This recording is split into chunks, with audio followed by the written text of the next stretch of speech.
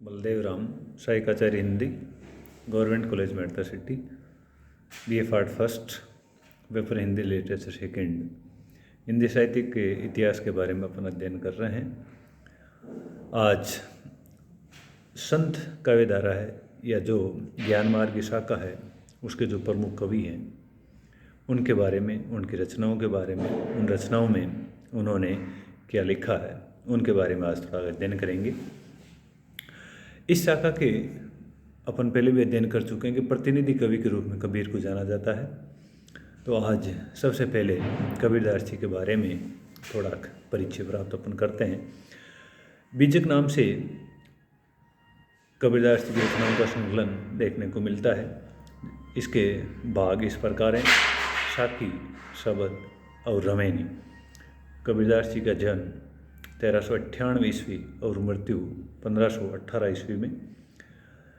कबीर जाति के जुलाहे थे, काशी में रहते थे और रामानंद उनके गुरु थे।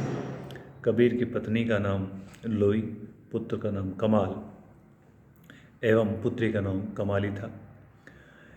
उनकी कविता में उपदेशों की जो प्रवृत्ति है वो प्रमुख थी। रेश्यवादी प्रवृत्ति के भी दर्शन होते हैं और प्रतीकों का प्रयोग उनकी भाषा में देखने को मिलता है।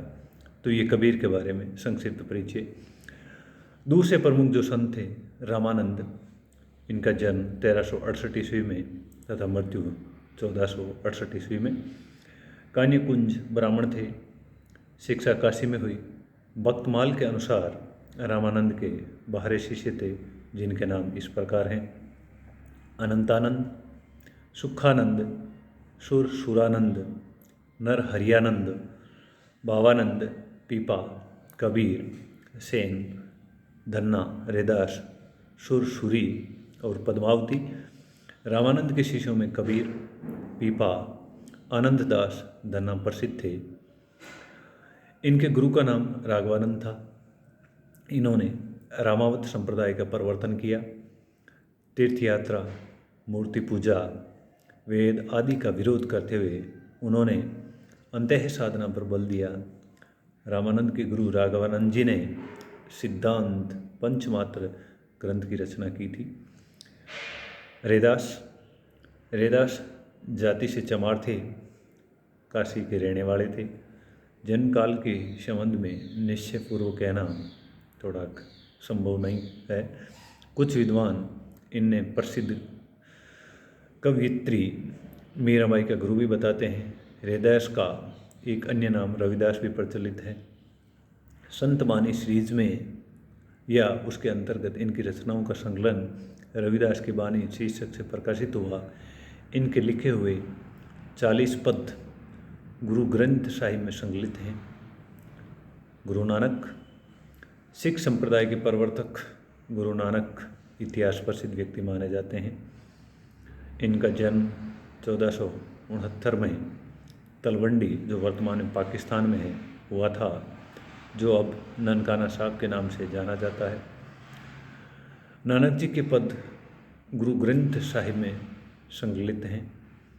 जपू जी, असा दीवार, रहीरास, सोहिला उनकी रचनाओं के नाम हैं।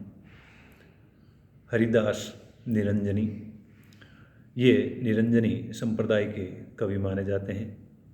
इस संप्रदाय को नाथपंथ एवं संत काव्य के बीच की कड़ी माना जा सकता है।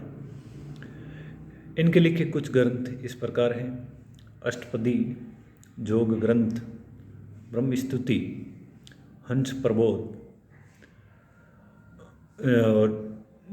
निरुपकमूल ग्रंथ, पूजा जोग ग्रंथ, समाधि जोग ग्रंथ, संग्राम जोग ग्रंथ। इन्होंने ब्रज भाषा में काव्य रचना की। दादू दयाल, इन्होंने दादूपंथ का प्रवर्तन किया। वे एक धर्म सुधारक एवं समाज सुधारक के रूप में प्रसिद्ध रेश्यवादी कवि थे। इनके पंथ को परम ब्रह्म संप्रदाय भी कहा जाता है। रजब, सुंदरदास, प्रागदास, जनगोपाल इनके प्रमुख शिष्य थे। उनकी रचनाओं का संकलन हरडे वाणी नाम से उनके शिष्यों संतदास, एवं जगन्नाथ दास ने भी प्रस्तुत किया है। परशुराम चतुर्वेदी द्वारा संपादित दादू दयाल में भी उनकी प्रामाणिक रचनाएं संकलित हैं। मलुकदास, इनका समय 1574 ईस्वी से 1642 ईस्वी के बीच का माना जाता है। ये मुगल काल का समय है। इनके लिखे ग्रंथों के नाम हैं ज्ञानबोध, रतन खान, भक्ति विवेक, सुख सागर, बाहरे खड़ी, स्फुटपद्य, राम अवतार लीला, ब्रज लीला तथा ध्रुव चरित्र। आलसियों का महामंत्र इन्हीं का रचा हुआ है। अजगर करे ने चाकरी, पंछी करे ने काम, दास मलुका के गए सबके दाता राम। सुंदरदास ये दादू दयाल के शिष्य थे और प्रतिभाशाली कवि थे। इनके लिखे ग्रंथों में ज्ञान समुद्र और सुंदर विलास प्रसिद्ध है। इनकी रचनाओं का संकलन सुंदर ग्रंथावली 2 भाग में पुरोहित हरिनारायण शर्मा ने किया है। सुंदरदास श्रृंगार रस के परम विरोधी थे। केशव की रसिक प्रिया और नंददास की रसमंजरी की निंदा उन्होंने अपने एक छंद में की है। उनकी रचनाएं ब्रज भाषा में है। उक्त प्रमुख कवियों के अतिरिक्त लाल पंथ के प्रवर्तक लालदास, बाबा लाली संप्रदाय के प्रवर्तक बाबालाल, इनका टाइम पीरियड 1590 से 1655 ईस्वी। संत रजब, इनका टाइम पीरियड है 1567 ईस्वी से 1689। बाबरी पंथ की बाबरी साहिबा, इनका टाइम पीरियड है 1542 ईस्वी से 1605 ईस्वी के बीच का। संत सदना, संत पीपा, संत सेन, संत धना भी संत कवियों में गिने जाते हैं। पंजाब में कुछ सिख गुरुओं ने भी संत काव्य की रचना की है। इनमें प्रमुख हैं गुरु अंगद, गुरु अमरदास, गुरु रामदास और गुरु अर्जुन देव। गुरु अंगद ने नानक की रचनाओं का संकलन किया है और ब्रजभाषा मिश्रित पंजाबी में सरस गहे पदों की रचना की है, यानी गाने योग्य, यानी जिसमें गीति तत्व की प्रधानता है। गुरु अर्जुन देव, इनका टाइम पीरियड 1563 ईस्वी से 1606 ईस्वी के बीच का माना जाता है। तो गुरु अर्जुन देव एक अच्छे कवि थे। गुरु ग्रंथ साहिब में उनके 6000 पद संकलित हैं। उनकी प्रसिद्ध रचनाएं हैं सुखमनी, 52 अखरी और बाहरे मासा। शेख फरीद 1472 ईस्वी से 1552 ईस्वी का जो टाइम पीरियड है इनका माना जाता है, भी पंजाब के संत कवियों में उल्लेखनीय हैं। आदि ग्रंथ में इनके 4 पद संकलित हैं। संत वीरमान की उपदेश पर रचनाएं बानी शीर्षक से संकलित की गई है। अक्षर अनन्य ने योग और वेदांत पर कई ग्रंथ लिखे तथा दुर्गा सप्तशती का अनुवाद हिंदी पदों में किया है।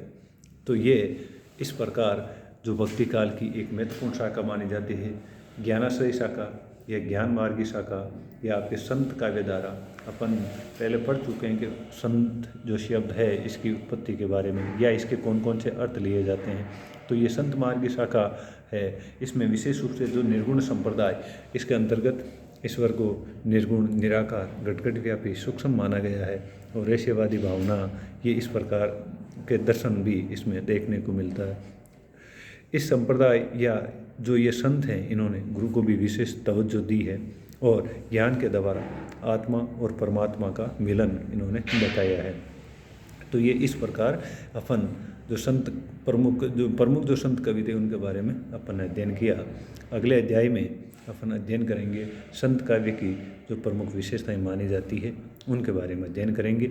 एक प्रकार से संत जो काव्य धारा, इसका प्रतिनिधि कवि कबीर है, तो कबीर के साहित्य की जो विशेषताओं को एक प्रकार से संत काव्य की विशेषताएं अपन मान सकते हैं, तो उनके बारे में भी अपन अध्ययन करेंगे। धन्यवाद।